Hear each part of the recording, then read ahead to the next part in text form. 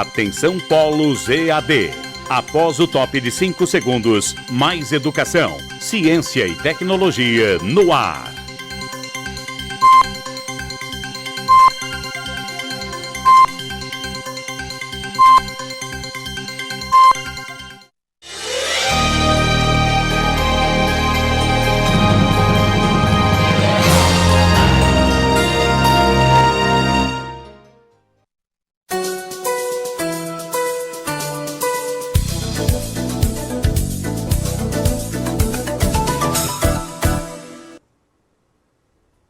Olá, bom dia. Sejam todos bem-vindos a mais um encontro nosso aqui, né? O nosso 7º encontro, a aula 7. E aí, tudo bem com vocês aí no Polo? Todo mundo animado para mais uma etapa de formação? Então, vamos lá apresentar a nossa programação para hoje. Nosso roteiro de aula, ele compreende, né, os objetivos da aula, que veremos no próximo slide. Hoje, vamos estudar as unidades 10 e 11 do nosso módulo.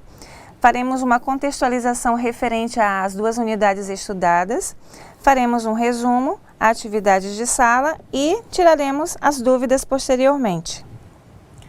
Quanto aos objetivos da nossa aula de hoje, das 2 unidades, eles visam compreender os princípios que devem reger as atuais práticas de gestão na educação básica, segundo a política educacional vigente, e também compreender o processo de gestão da escola, contribuindo para a elaboração, implementação e avaliação da proposta pedagógica escolar. Então, observem aí os nossos objetivos para o evento de hoje, para a nossa atividade de hoje. Seguindo, pessoal, vamos à unidade 10, a primeira unidade a ser trabalhada. O tema dela central é identidade profissional e o projeto político-pedagógico. Então, observem aí que nós teremos 2 pontos extremamente importantes para conversarmos hoje: a identidade profissional e o projeto político-pedagógico. Bom, é bom sempre lembrar que seguimos o nosso módulo, que é o nosso material base para estudarmos e fazermos as reflexões. Então, nesse sentido, nós iremos percorrer a sua escola e refletir sobre a identidade profissional e o fazer profissional educacional. Para isso, nós temos aqui um questionamento: quais são os espaços educativos e como eles são aproveitados? Que tipo de formação profissional a merendeira, a secretária, o vigia, o inspetor de estudantes, o caseiro e os auxiliares devem adquirir para que possam reafirmar sua identidade profissional? Então, observem aí que são 2 questionamentos importantes. Como você observa? Como você avalia? Quais são as suas respostas para esses 2 questionamentos? Quais são os espaços educativos e como eles são aproveitados?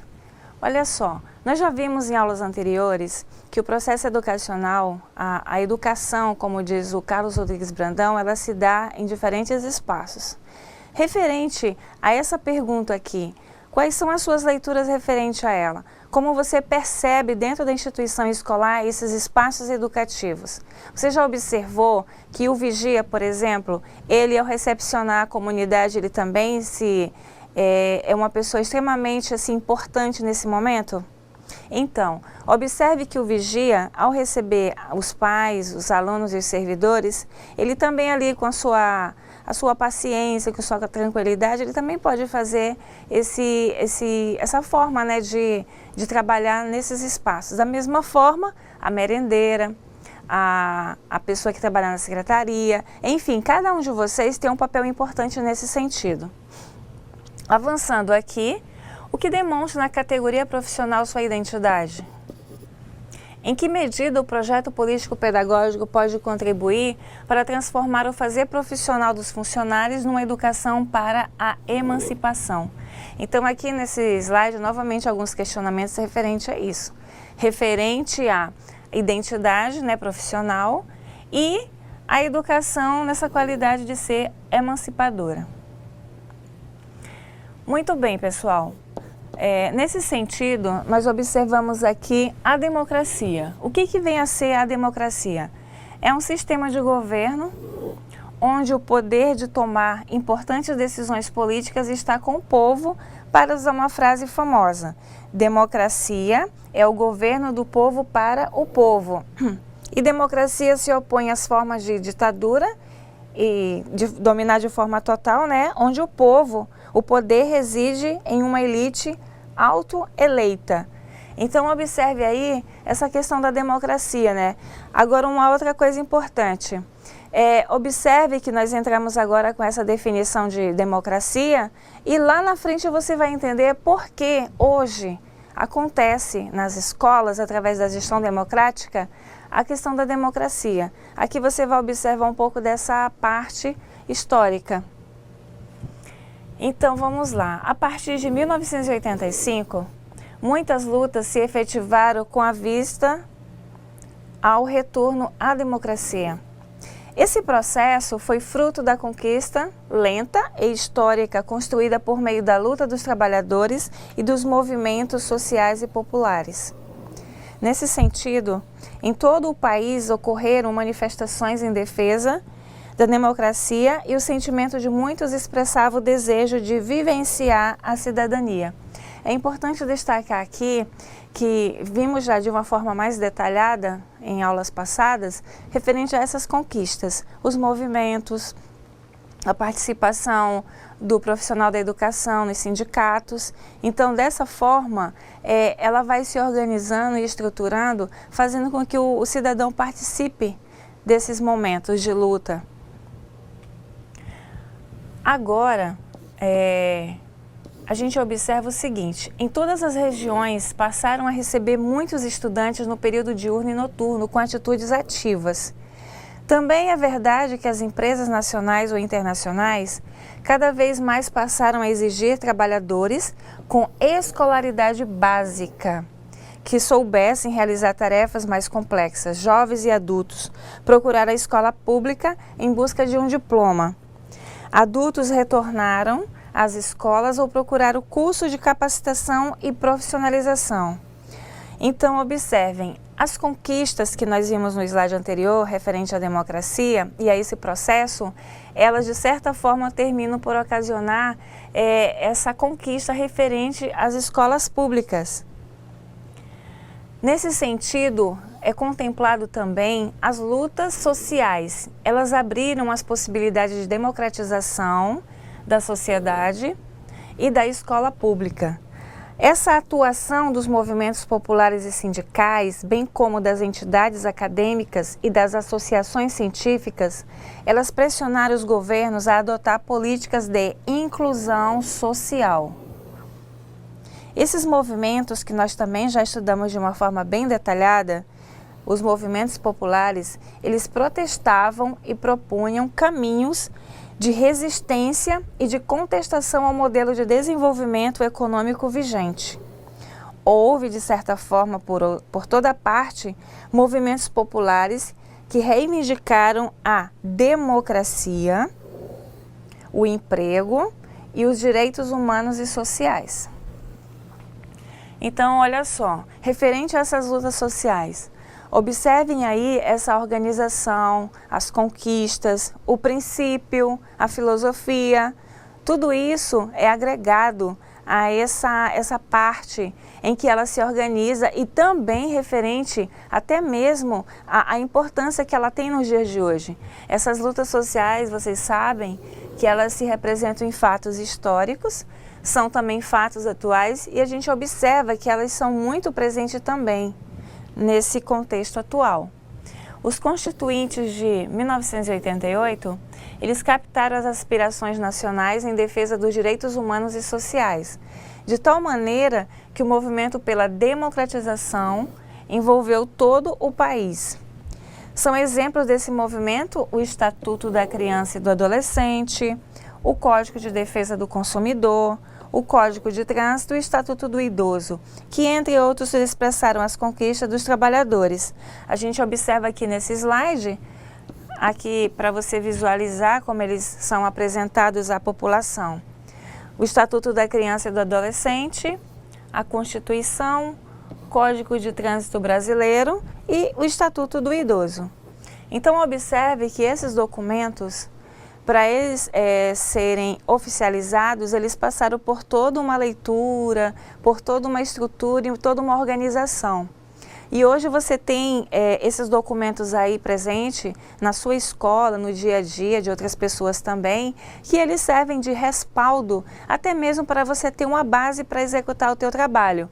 No nosso caso aqui, como educadores, os que são mais utilizados são o Estatuto da Criança e do Adolescente e a Constituição. São documentos que o gestor ou a equipe que trabalha na escola precisa ter conhecimento para entender os direitos e deveres.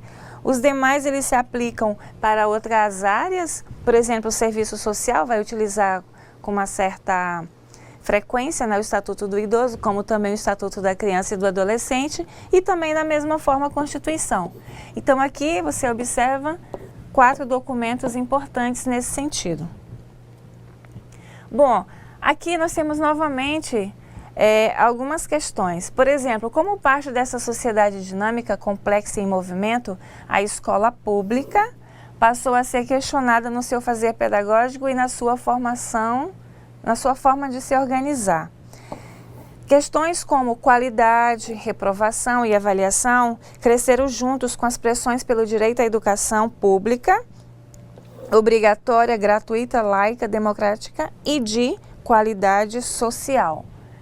Bom, como nós já observamos, na questão educacional, muitos foram os avanços. O que se observa também é que essa conquista, ela reflete hoje de forma significativa no meio educacional. Então, nesse sentido, observamos uma certa mudança no fazer pedagógico e na sua forma de organização. Ainda referente à qualidade, reprovação, isso passou a ser visto de outras formas, bem como o sistema de avaliação da instituição, né? Essas questões, elas são muito orientadas, discutidas, debatidas e orientadas, porque a escola hoje, ela apresenta uma outra estrutura. Se você acompanhar como acontecia esses processos na década de 70, de 80, hoje você observa alguns avanços. Hoje, com a organização de um projeto político-pedagógico, com a estrutura voltada para essa organização, vamos dizer assim, uma área da administração que é levada para a escola hoje possa ter outro caminho, onde ela trabalha com projetos, onde ela tem a sua autonomia, que é um dos princípios dentro da gestão escolar, essa autonomia, entre outros elementos importantes. Bom, a educação pública, como direito do cidadão e dever do Estado, ela foi incorporada no pensamento da população brasileira. Além disso, a Constituição Federal de 88 e a Lei de Diretrizes e Bases da Educação Nacional, que é a 9394 do ano de 96, nos artigos 7 e 14º, elas instituíram os parâmetros da gestão democrática.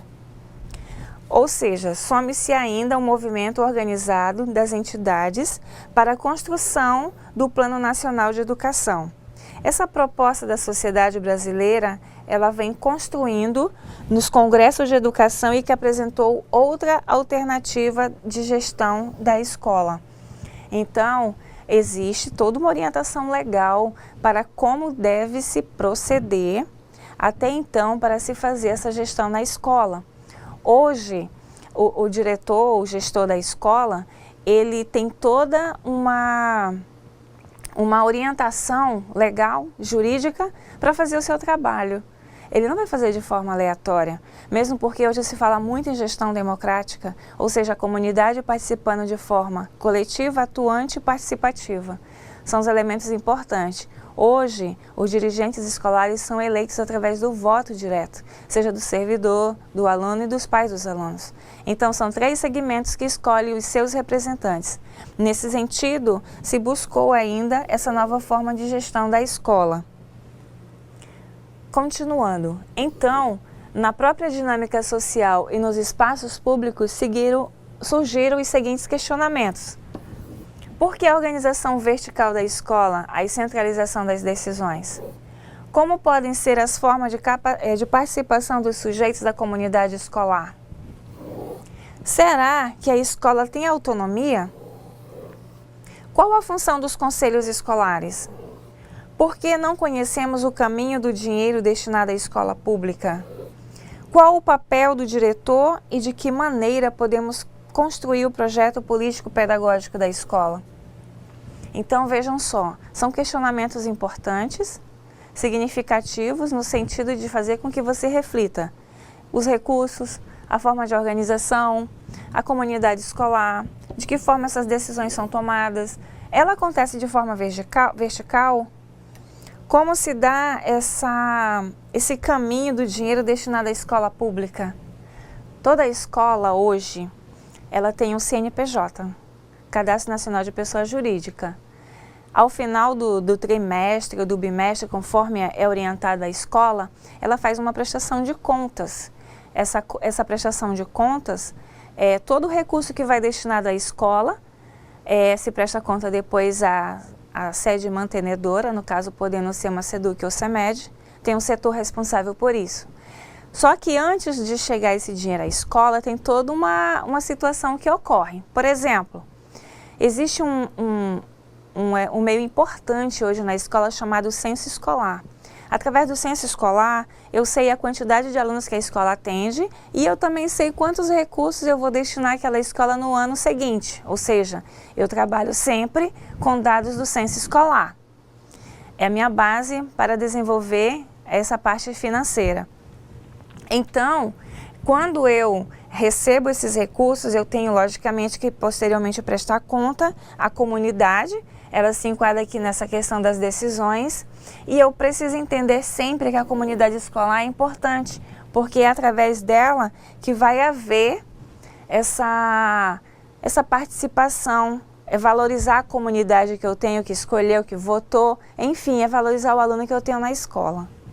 Continuando, pessoal, a escola pública, ela estava diante de questões que precisavam de outras respostas, de outras atitudes coletivas. Em algumas regiões do país, houve vários cursos de capacitação dos professores.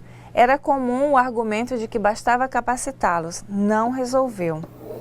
As formas de exclusão estão dentro e fora da escola. Os funcionários das escolas começaram a se organizar e a fazer propostas para se organizarem como categoria. Então, a gente observa que essas formas de exclusão, também de inclusão, elas estão dentro e fora da escola. Algumas pessoas comentam isso com uma certa frequência, né? De que modo a escola inclui, de que forma a escola exclui. Isso é um debate muito realizado nos meios, até mesmo no nosso meio aí, enquanto educadores. De que forma? Você já pensou sobre isso? De que forma a escola exclui? De que forma ela inclui? De que forma ela acolhe? Será que esse processo de gestão democrática, ele traz, de certa forma, esse acolhimento mais presente para nós, enquanto educadores? Quais são os pontos positivos e negativos que observa-se na gestão democrática? Continuando. Na educação, a gestão democrática passou a ser um princípio e o projeto político-pedagógico um dos instrumentos concretos de participação coletiva. Então, observem aqui, ó, PPP, Projeto Político Pedagógico, e a gestão democrática. Gestão democrática e Projeto Político Pedagógico. Olha só, a gestão democrática é uma forma da comunidade participar da decisão na escolha dos dirigentes, bem como em outros segmentos, como, por exemplo, no conselho escolar da sua escola. Participar também nas decisões importantes. E o projeto político-pedagógico é um documento coletivo, onde os professores e cada um dos membros que trabalham na escola terão essa oportunidade de realizar um trabalho mais participativo, onde todos vão decidir algumas questões e desenvolver também algumas ações. Continuando. Qual é o projeto político-pedagógico e para que ele serve? É um instrumento para o fortalecimento das ações, é importante isso, e da participação política dos integrantes dentro da escola. O projeto político-pedagógico é um documento teórico e prático que pressupõe relações de interdependência e reciprocidade entre todos da comunidade escolar. Ele é elaborado de forma coletiva, aglutinada, em fundamentos políticos, filosóficos e éticos que a comunidade acredita e deseja praticar. Quanto a essa questão aqui, dessa linha filosófica, ética, política, que a comunidade deseja participar, creio que você já deva ter acesso aí ao seu PPP da escola. O PPP, primeiramente, ele também se configura em um documento acadêmico, ou seja, ele segue uma estrutura e organização da ABNT. Nesse sentido, ele tem um roteiro a ser seguido. Por exemplo, dentro do projeto político-pedagógico se observa as 4 dimensões: administrativa, financeira, jurídica e pedagógica. Dentro dessas 4 dimensões, eu vou utilizar o que nós acabamos de ver aqui, esses princípios filosóficos e éticos, bem como os fundamentos políticos. Quando eu organizo esses 4 eixos, eu vou traçando como vai ser aquele desenvolvimento dentro da instituição que eu trabalho. Além disso, tem a contextualização do local, da escola. Onde a escola está situada? Qual é o público que ela atende? Então, observe aí nessas dimensões, nessa fundamentação teórica, nos planos que serão apresentados e incluídos no PPP, quais são as metas, ações, tudo isso vai ser contemplado nesse documento. Só que esse documento, ele não é feito só pela supervisora da escola, e nem pela orientadora, e nem pelo diretor. Ele é um documento coletivo. E aqui você observou, é um documento teórico e prático, mas ele também é um documento que configura participação. Ele fortalece as ações e ele é um documento que envolve essa comunidade escolar. Bom, por que essa questão toda? Primeiramente, no governo de Getúlio Vargas, que nós já vimos em uma das nossas aulas, criou-se pelo decreto 18.850, de 11 de abril de 1931, o Conselho Nacional de Educação, onde esse mesmo foi extinto em 1960. Depois, em 1964, criou-se pela Lei 4.024 de 1960, o Conselho Federal de Educação, com 24 conselheiros, todos de livre escolha do governo. Este conselho funcionou até outubro de 94 e depois, em 95, pela Lei 9.131, foi instituído o atual Conselho Nacional de Educação, dividido nas câmaras de educação básica e superior, com 50% de conselheiros de livre indicação do governo e outros 50% escolhidos dentre listas indicadas por entidades e sindicatos nacionais nomeados pelo governo federal. Alguns estados e os municípios procuraram pôr em funcionamento, antes de 88, experiência de conselho escolar. Então, referente ao conselho escolar, você observa o seguinte: qual foi essa organização para se chegar até agora? Então, você percebe aí, né? Continuando. Portanto, você pode observar que existe dentro da escola espaços educativos onde todos podem e devem participar, educar de forma mútua, propor e modificar a sua realidade. Ao trazermos para a nossa conversa o PPP, o projeto político pedagógico, temos que também falar sobre os conselhos escolares e sua importância. Vamos começar com um pouco da história para que possamos compreender. Muito bem. Pegando aqui o foco dos conselhos, vamos partir do princípio gestão democrática. Ela adquire concretude na disposição da comunidade escolar, de definir o seu projeto político-pedagógico na disposição de assumir posições e atitudes coletivas e integradoras. Na escolha responsável de afirmação da natureza pública da educação, como o bem de todos num contínuo exercício de democracia e justiça social. Aqui nós temos um pequeno esquema onde a gestão democrática como centro, fazendo aqui os links com a autonomia, a participação também se dá através dos conselhos, a transparência e a valorização dos sujeitos. Esses sujeitos são todos aqueles que participam desse processo da gestão democrática, servidores, pais, alunos, comunidades, enfim. Nesse processo da gestão, é importante observar a questão da autonomia, manter a transparência em todo o período em que o gestor estiver ocupando a função para a qual ele foi eleita, valorizar a participação de todos através de conselho escolar, onde é uma outra organização extremamente importante, e nesse sentido se valoriza os sujeitos que participam de toda essa estrutura. Continuando aqui. Vamos agora entrar na unidade 11, onde falaremos das políticas para a educação, direito e gestão. Para o nosso início de conversa, referente à nossa unidade 11, vamos tratar das políticas para a educação brasileira, adotadas pelo governo federal desde 1989, bem como suas escolhas, sua relação com o Banco Mundial, com o Fundo Monetário Internacional, o FMI e com os empresários nacionais e internacionais. Observa aí, pessoal, que associado ao que nós vimos na unidade 10, referente a essa participação através do PPP, dos conselhos escolares e da gestão democrática, veremos agora essa questão desses recursos, né, essas políticas para a educação brasileira adotada pelo governo federal. Muito bem, em 89, em Washington, nos Estados Unidos, realizou-se um evento com os governos e ministros de vários países capitalistas, desenvolvidos para decidir o que fazer com aqueles cuja economia crescia num ritmo muito lento. Os governos e ministros que participaram do evento discutiram um conjunto de medidas que foram propostas e assinadas, com o compromisso de aplicá-las em seus países. O evento, ele ficou conhecido como Consenso de Washington. O Brasil esteve presente com seus representantes e assinou o documento com as medidas a serem implementadas.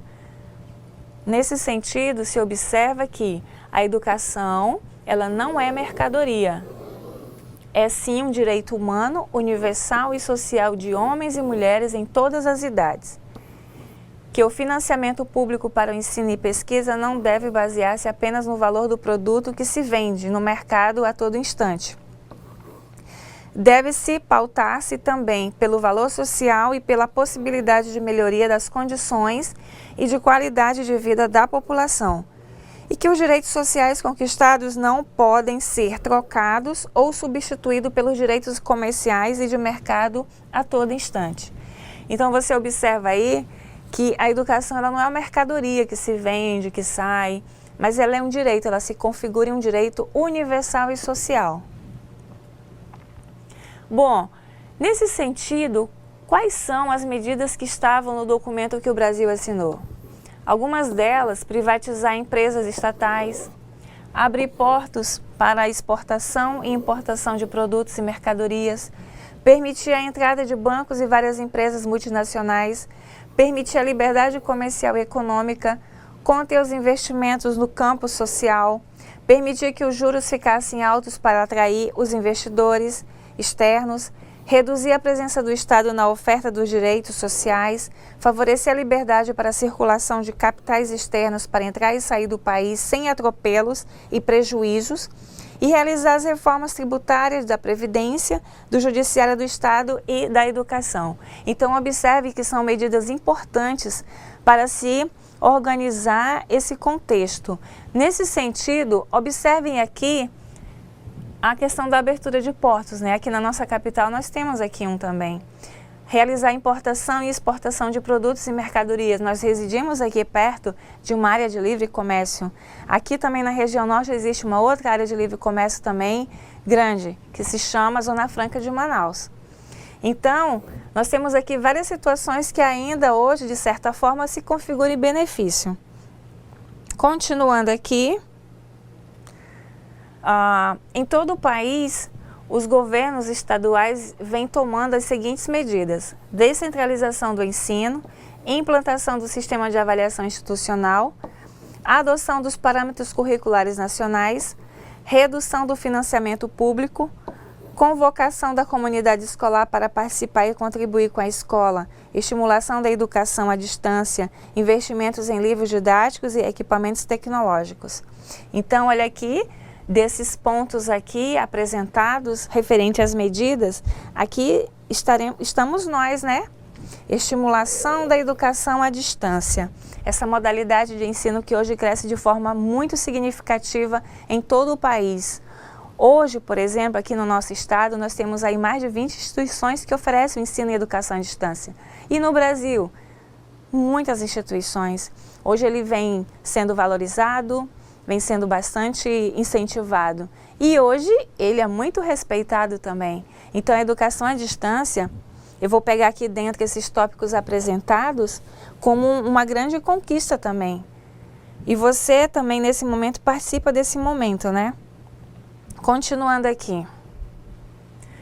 Na educação básica, uma das modificações significativas foi a criação em 1998 do Fundo de Manutenção e Desenvolvimento do Ensino Fundamental e Valorização do Magistério, que é o Fundef. Com isso, entre outras questões, em algumas regiões do Nordeste, houve um acréscimo salarial dos docentes, o que não significou um patamar salarial adequado, visto que a União não cumpriu o valor mínimo por aluno determinado na lei. No final de 2006, o Fundef foi substituído pelo Fundeb, que não obstante fazer algumas correções, como a implicação do financiamento público para toda a educação básica, é na prática uma continuação do Fundef, com as mesmas virtudes e vícios. Um avanço sim, mas que continuar a luta. Mas há que continuar a luta, não é verdade? Ao longo desses anos, duas medidas do governo federal reduziram os investimentos em educação pública. E aqui teremos a primeira. A primeira, referente ao artigo 212 da Constituição Federal de 88, foi modificado pela Emenda Constitucional número 14, que autorizou o governo a contingenciar parte do dinheiro por meio da desvinculação de receitas da União, DRU. Vamos explicar. A educação e a saúde, ela tem uma porcentagem de recursos financeiros vinculados por lei. Então, a lei aqui garante essa parte X referente a incentivo para a educação e para a saúde. Somente os impostos cobrados entram no cálculo dos percentuais para a educação. Por isso que dizem o Brasil é um país que se paga muito imposto. E para onde vai esse imposto? Aqui você já observa para dois segmentos, educação e saúde. Essas contribuições escapam do cálculo previsto. Dessa maneira, subtraídas as contribuições e a isenção de impostos, negociados com os empresários, diminui o montante de recursos financeiros para a educação básica e para o ensino superior. A educação profissional e tecnológica também houve modificações nesse sentido, focando as duas. Primeiro, por meio do Decreto 2208 de 1997, que separou o ensino médio comum do ensino técnico profissionalizante e que passou a ter organização própria. Na educação superior, houve uma expansão desordenada do ensino privado em todas as regiões do país. Na visão de alguns empresários, o ensino deve ser tratado com as mesmas regras do comércio e do mercado. Você já parou para pensar nisso? Será que deve ser mesmo tratado como as regras do mercado, o ensino superior? Como deve ser essa estrutura? Gente, observa o seguinte, nós vimos lá atrás que a educação não é mercadoria. Aqui já se apresenta essa leitura. E referente a isso, como você observa? Foi com esse pensamento que proliferou no município, no ensino superior privado. Então, esse pensamento, ele norteou essas ideias, né, essa visão de empresários de como esse ensino deve ser tratado.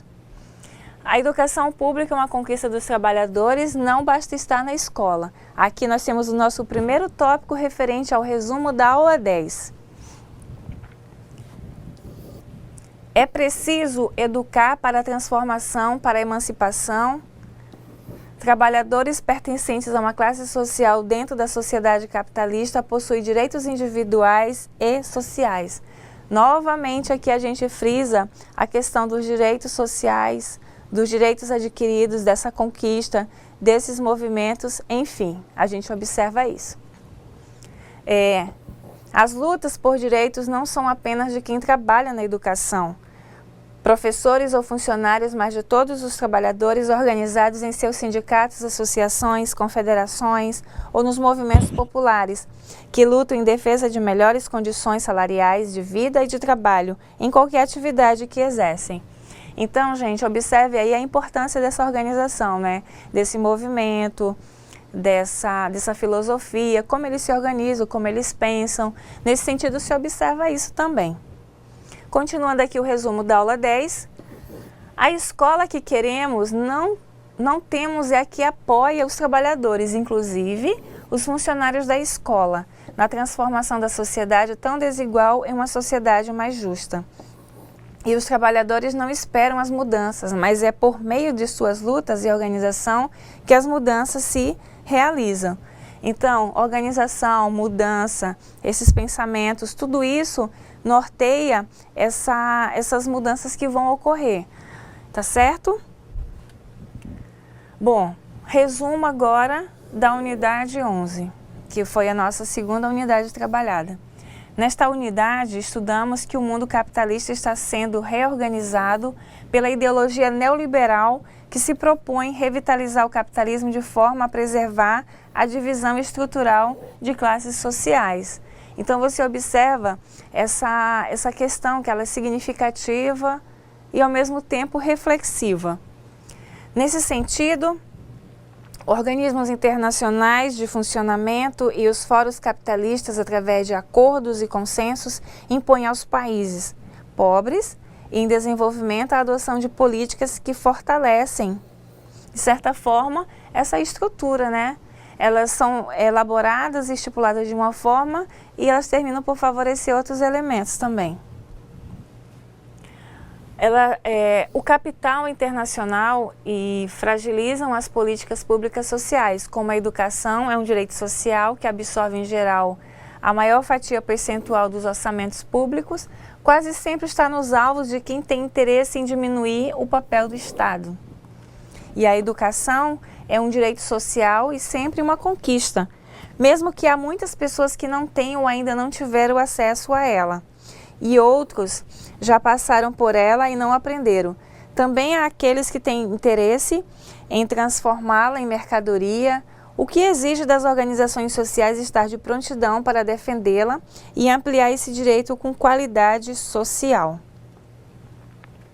Ainda referente à unidade 11, a privatização da educação pode expressar-se de duas maneiras. Primeira, uma na redução ou na realocação de recursos públicos da educação básica e ensino superior, e a outra na destinação dos recursos públicos para o setor privado, seja pela concessão de bolsa de estudos, benefícios tributários, isenção de impostos ou pela reconfiguração da educação, disponibilizando-a aos empresários como um negócio rentável e lucrativo. Então, aqui desse resumo, você já viu aí, né, o avanço e a expansão de bolsas de estudo nas instituições de ensino superior, né? Muitas pessoas hoje, elas são beneficiadas, né, com uma bolsa. Se não fosse possivelmente a bolsa, teria uma certa dificuldade, né, para realizar um sonho. Mas isso aí também são frutos de políticas públicas pensadas exatamente para que você possa ter condições de ingressar em instituição de ensino superior.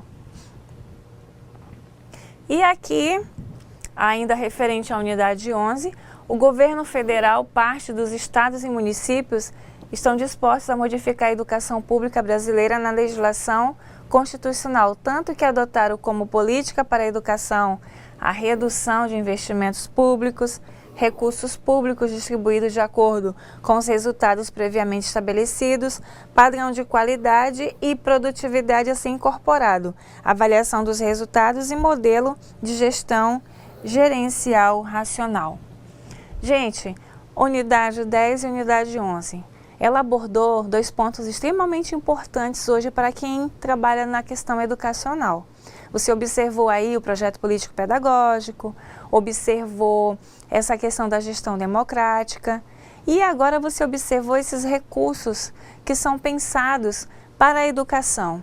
É importante dizer e frisar que a educação recebe muito dinheiro em todo o Brasil.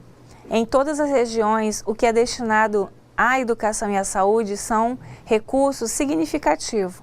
O que acontece muitas vezes na prática é que não são aplicados da forma correta. Dessa forma, deixando-se de aplicar aquele princípio da administração que se chama de transparência, né? Então, gente, observe aí, vá refletindo, vá pensando, vá acompanhando também. Você, enquanto servidor da escola, você pode perguntar, acompanhar, observar como eles estão sendo aplicados. Quais são esses recursos? Para isso, existe a cada final de bimestre ou trimestre a prestação de contas. É a prestação de contas para a comunidade de tudo que foi investido na escola, de que forma foi investido e como foi aplicado. Por quê? Quem é que vai ser beneficiado com isso? Os alunos que terão uma aprendizagem melhor em sala de aula e você, servidor, que terá mais condições de trabalho. Então, para isso, pessoal, essas duas unidades, elas exatamente mostram essa importância, tá certo? Bom, agora, como nossa proposta de trabalho, nós teremos a atividade de sala. Essa atividade de sala tem o objetivo de fixar o conteúdo que nós acabamos de estudar, tanto na unidade 10 como na unidade 11. Vocês terão aí um tempo de 30 minutos para realizar a atividade. Façam com tranquilidade. E lembrando que as suas respostas poderão ser lidas aqui pela professora Rosane e por mim, Domingas. Então, você faça com carinho a sua atividade, sente aí com seu colega em grupo, organize, debata, faça uma reflexão e dê uma resposta bem legal para a gente apresentar aqui e que seus colegas possam depois ver o que você respondeu.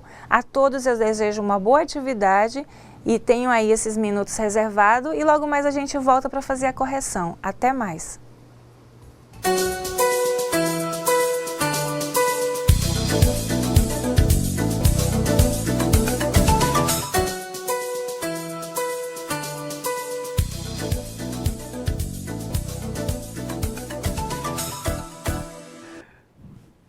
Tudo bem, pessoal? De volta agora para a correção das atividades. A gente falava aqui um pouco, o professor André com a gente, né, professora?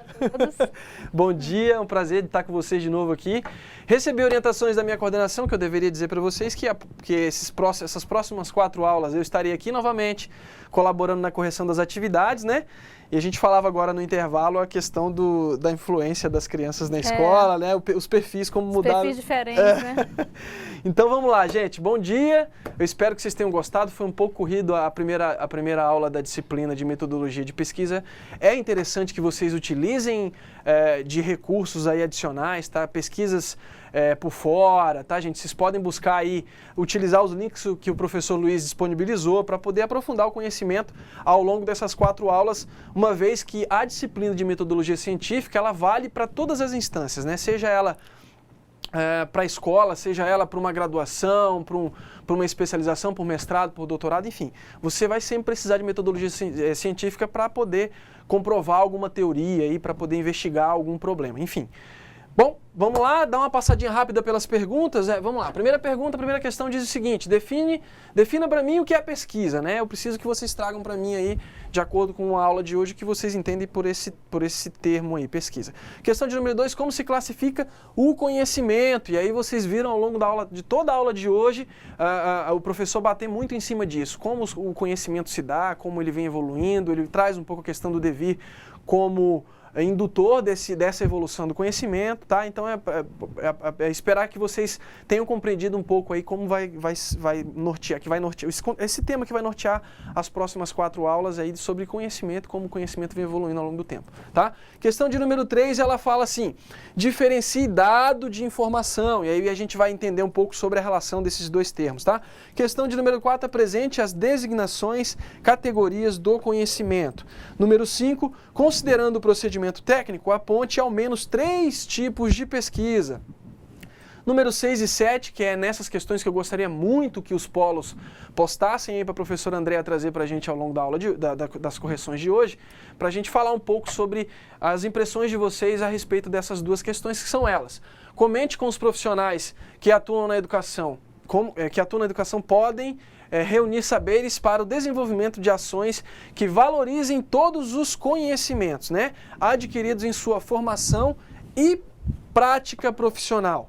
E a 7, a partir dos estudos realizados, explique qual a importância da pesquisa científica na construção do conhecimento. E aí a gente vai entender um pouco esse contexto a partir das contribuições de vocês, tá, gente? Então vamos lá, vamos participar. A professora Andréa já está coletando as contribuições.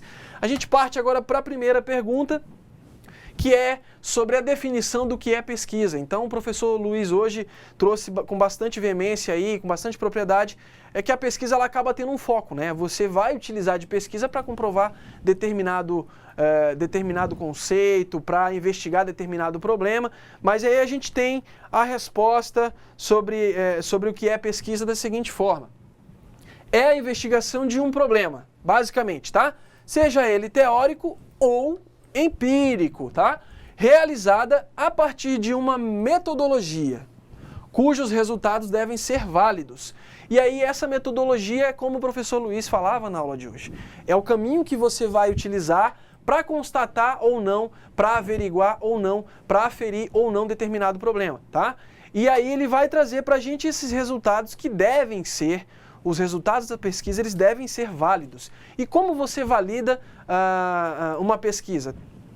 Ao longo de sua execução, ao longo de sua aplicação, atestando os elementos que vocês vão encontrando aí pela frente, tá? Dependendo aí muito do que você está pesquisando, você vai sempre fazer isso ao longo do processo da pesquisa, tá? Questão de número 2, professora Andréa, você pode me interromper, qualquer contribuição, tá? Estamos aguardando aqui as contribuições. Legal, legal.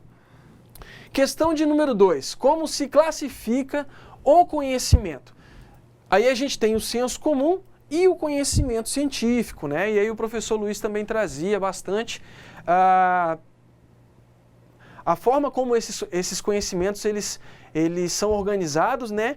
E o que desencadeia a partir dele, né? O que a gente tem em senso comum, empírico, ele trouxe os exemplos das frases aí que os ditos populares que a gente conhece com bastante propriedade no nosso dia a dia, a gente convive com isso, e trouxe uma correção do que seria a forma correta e a forma certa da utilização desses ditos. E o conhecimento científico, que é utilizado hoje para a constatação de vários problemas, elementos, enfim, afirmações que existem em toda a história da humanidade e nos dias de hoje ainda, né?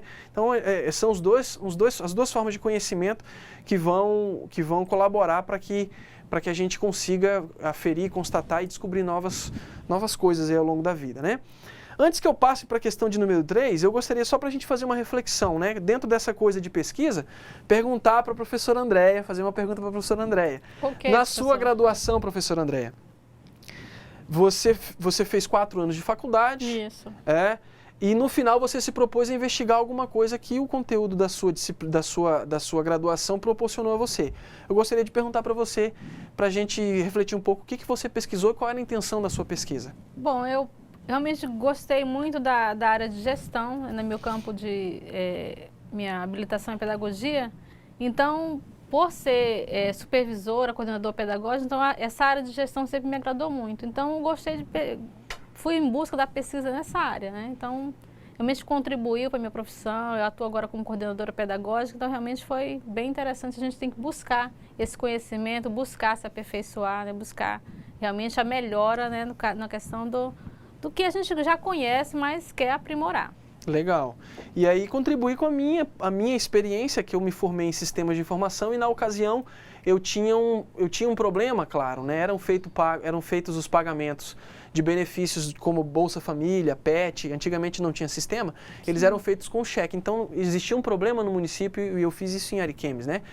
Muitas vezes um cidadão recebia num determinado local e como não havia um controle desse pagamento, ele ia para um outro lugar e recebia novamente, ou seja, ele tinha um pagamento duplicado. E aí isso causava um sério problema. E eu entrei com uma pesquisa para tentar aportar de uma ferramenta tecnológica, um sistema, algum programa, que pudesse auxiliar a equipe do município a controlar isso para saber se determinada pessoa já havia recebido ou não. Uma outra pesquisa que eu fiz também na minha especialização em juventude foi estudar dentro de Ariquemes um problema sério que existia e que talvez ainda exista, né, em Ariquemes, que é a questão da migração de jovens dos municípios do entorno de Ariquemes para o município de Ariquemes. Então, muitos deles buscavam basicamente duas coisas: educação de qualidade e melhor condição para trabalho, né? Melhor condições de vida no que diz respeito ao campo do trabalho, para melhorar a renda. Interessante que a gente sempre parte de uma investigação, mas com o objetivo de poder aprimorar e intervir na realidade, né? Porque eu acho que o sentido da pesquisa é você não só conhecer, mas de que forma que você pode auxiliar na melhora assim, do cotidiano até das pessoas, né? Eu acho que a pesquisa ela vem com essa proposta de intervir positivamente em determinada situação, em determinado contexto, né? E aí eu constatei que a maioria da juventude que ia para Ariquemes, eles acabavam num processo de periferização, ou seja, eles acabavam mudando para uma periferia da cidade, porque no centro eles não tinham condições de estar, e não conseguiam acesso à educação e empregos de qualidade, para melhorar a qualidade de vida deles, como eles pensavam que poderia ter. De certa forma, eles tinham uma melhoria comparado à origem deles, né? Mas, enfim, a pesquisa veio me ajudar a entender esse cenário, a entender esse contexto, a entender esse problema.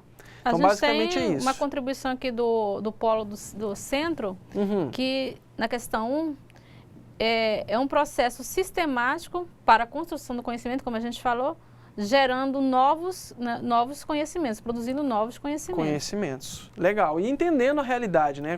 Com esse novo conhecimento, você passa a entender uma determinada realidade, um determinado fato, enfim.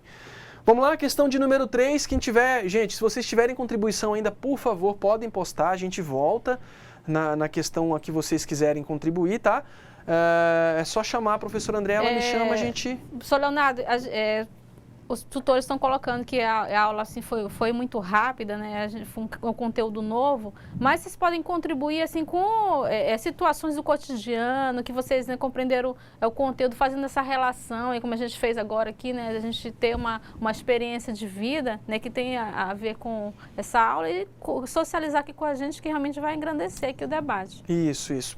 Podem contribuir, a gente vai discutindo, gente. Eu acho que a grande sacada da interação nossa agora, nesse momento, através do chat, é justamente isso. Aquilo que porventura tenha ficado aí de deficiência da aula, a gente está aqui na correção da atividade para tentar sanar, para tentar de alguma forma colaborar ou, né, na pior das hipóteses aí, oferecer subsídios para que vocês busquem aí após o encerramento da aula de hoje, tá? Questão de número 3, vamos lá, ela diz o seguinte: diferencie dado de informação. E isso é um problema sério, eu me reporto novamente à aula anterior da professora Domingos, onde a professora Andréa fazia a correção, quando a gente falava de PPP, né, Projeto Político Pedagógico, e eu trazia um problema que é recorrente hoje, é você não ter uma realidade dada em números, dada em registros, para que você possa partir desse problema e pensar uma solução através de um projeto, como é o caso de um projeto político-pedagógico, que também tem isso na sua essência, né? E aí a gente vai falar um pouco sobre dado e informação, de que modo o dado se relaciona com uma informação e como isso pode contribuir aí, por exemplo, para a elaboração de um projeto político-pedagógico de maior qualidade, né? maior participação. Tá, o dado diz o seguinte: dado é a base ou fonte de absorção da informação. Então, um exemplo de um dado é número de desempregos no estado de Rondônia. Hoje, o índice de desemprego no estado é de 10%. Isso é um dado. Basicamente, a grosso modo, isso é um dado. Por que existe esse índice de desemprego? E é um dado fictício, tá, gente? Eu não estou falando com propriedade de conhecimento, não. Eu estou criando um caso hipotético para a gente refletir. Por que existe esse índice de desemprego? E aí, se vocês tiverem mais conhecimento, vocês podem contribuir com isso. E aí você vai fazer uma análise disso e vai ter uma informação que é o elemento seguinte, tá? A informação é o que se tem por meio da decodificação ou a leitura desse dado. Então você começa a fazer um processo investigatório, um processo de leitura, de análise desse dado para entender realmente o que ele quer trazer na sua essência, né? Então, a grosso modo, é isso. É interessante que eu acho que eu gostaria de trazer um destaque para essa questão, porque eu acredito que é ela ainda a principal deficiência de muitas instituições. Isso não só a escola, tá, gente? Diversas instituições na esfera municipal, na esfera estadual, para que a gente possa elaborar documentos de intervenção, como plano de ação, como projetos, com maior eficiência, né? É a falta desses dados. E isso se dá em todas as dimensões hoje. A gente tem visto um caminhar de melhoras nesse aspecto, mas ainda é deficiente. Então, quem sabe vocês não podem utilizar da disciplina de metodologia de pesquisa para colaborar nas escolas de vocês aí a instrumentalizar, a criar um mecanismo que possibilite vocês a captarem dados que vão auxiliar aí futuramente na elaboração de projetos, na elaboração de plano de ação, de trabalhos interdisciplinares aí entre disciplinas para colaborar para uma melhoria na qualidade de ensino nas escolas, tá? Vamos lá, questão de número 4. Ela diz o seguinte: apresente as designações, categorias do conhecimento. E aí a gente vai trazer para vocês. O professor Luiz trouxe um pouco disso hoje, de certa forma um pouco rápido por causa do tempo, né, gente? A gente só tem 50 minutos, mas enfim, é esperar que vocês utilizem aí do material da aula, das fontes complementares que ele disponibiliza no slide, para que vocês façam uma leitura e se aprofundem para as próximas 3 aulas, os conteúdos que virão aí para frente até o final desse mês, para que vocês tenham propriedade desse conteúdo, tá, gente?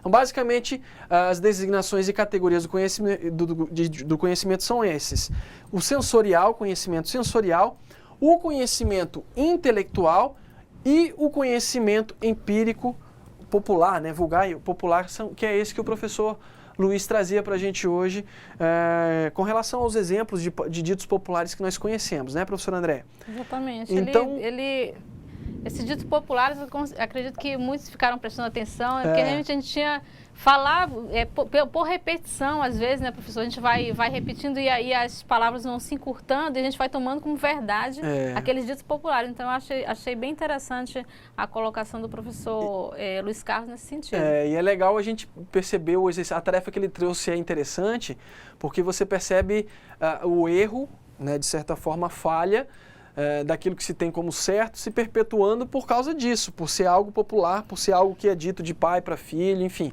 Isso vai passando de geração. A gente vai se repetindo e vira verdade, até que alguém faz um estudo, da onde vem esse esculpido, escarrado, que a gente vê que é uma pedra de mármore que não tem a ver. Então, da onde vem? Então, realmente, alguém investigou, alguém buscou e trouxe para a gente. E a gente é bom a gente conhecer da onde as palavras tiveram origem, para a gente poder, às vezes até numa conversa, se tornar até engraçado. Né? Certo, gente. Questão de número 5, vamos lá. Considerando o procedimento técnico, tá? Aponte ao menos 3 tipos de pesquisa. Então, considerando o procedimento técnico, 3 tipos de pesquisa são elas aí. Nós temos as bibliográficas, que são feitas através de livros, você pode fazer pesquisas literárias e isso se chama uma técnica de pesquisa bibliográfica, tá? Documentais, em análise de documentos antigos, enfim, você pode ter isso aí. Experimentais, que é a base de experimentação, como o nome mesmo já diz, e algumas outras, né? Mas basicamente nós temos essas 3, bibliográficas, documentais e experimentais, que eu diria até que são eu acho que até classificaria, posso estar errado, mas que seriam até as mais interessantes aí, conhecidas atualmente, tá? Vamos lá, as 2 últimas, nenhuma contribuição, professora? Tem na questão 6 do Polo Centro, doutora Ana Paula, ela colocou o seguinte: deve haver maior interação ou troca de experiências entre os profissionais da educação. Uma forma prática é o curso do pró-funcionário. Legal. Onde aprendemos coisas novas e repassamos aos colegas o que já sabemos. Quem deu essa resposta foi a cursista Simone. Tá, e para quem está perdido, só a pergunta, tá, gente? Comente com os profissionais que atuam na educação, podem reunir saberes para desenvolvimento das ações e valorizem todos os conhecimentos adquiridos em sua formação e prática profissional. Isso é bacana porque a gente percebe um processo de construção colaborativa dentro da escola, apesar de nós estarmos estudando aí essa evolução no que se refere ao modelo de gestão, mas de certa forma a convivência, e aí a gente trata um pouco do conhecimento empírico, ela traz uma contribuição de um para com o outro no que diz respeito à evolução da qualidade de ensino e da prática profissional no espaço escolar, né? Então é bacana a gente perceber essa contribuição e ver que isso, de certa forma, tem evoluído ao longo do tempo.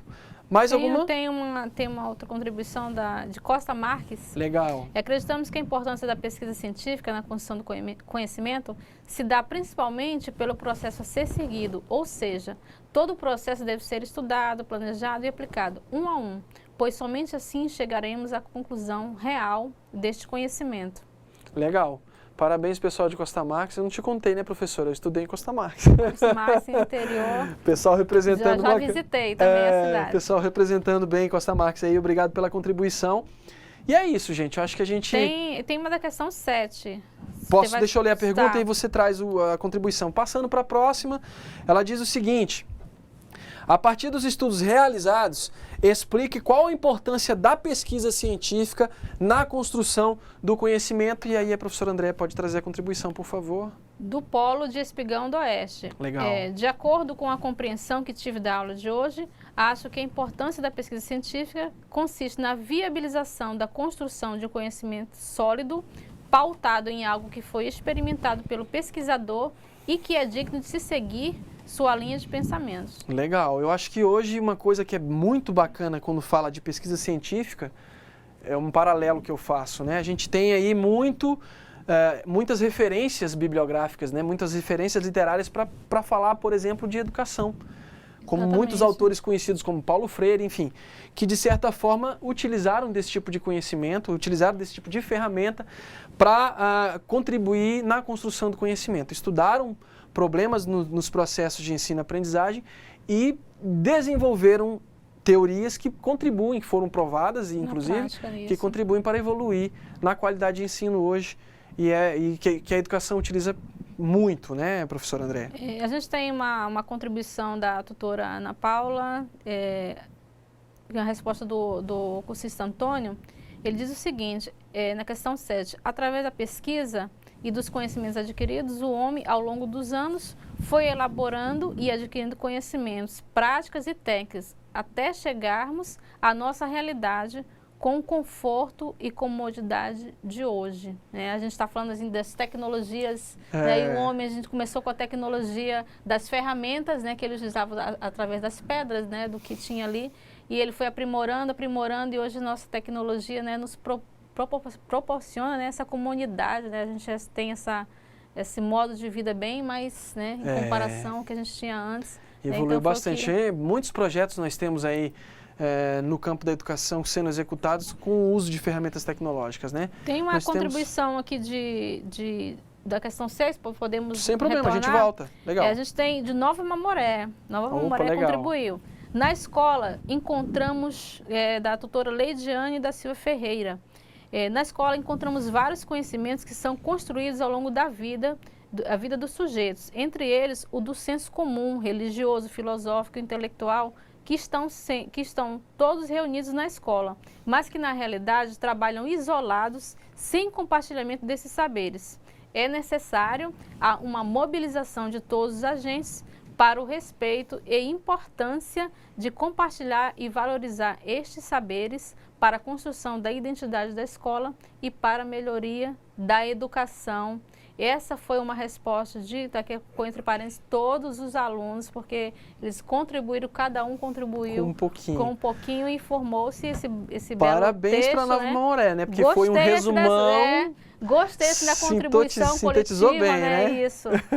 Parabéns, eu acho que é isso, gente. Na verdade, isso acaba refletindo muitas realidades. Eu acho que muitas escolas ainda vivenciam esse problema. E é um desafio para vocês que estão aí nas pontas para tentar superar. Como? O Profuncionário tem mostrado o caminho para vocês, gente. Vocês têm aí todas as ferramentas possíveis e conhecimento, estão adquirindo conhecimento necessário para pensar uma intervenção nessa realidade de modo a mudá-la positivamente. Então é isso. Eu espero que isso sirva para vocês, que isso de fato seja um denominador que possibilite quebrar essa fronteira que impede aí essa evolução e que vocês sejam os principais agentes, os principais sujeitos na evolução desse processo. Obrigado por mais uma participação. A gente encerra pelo dia de hoje e até a próxima quinta-feira, se Deus quiser. Até a próxima. Até mais.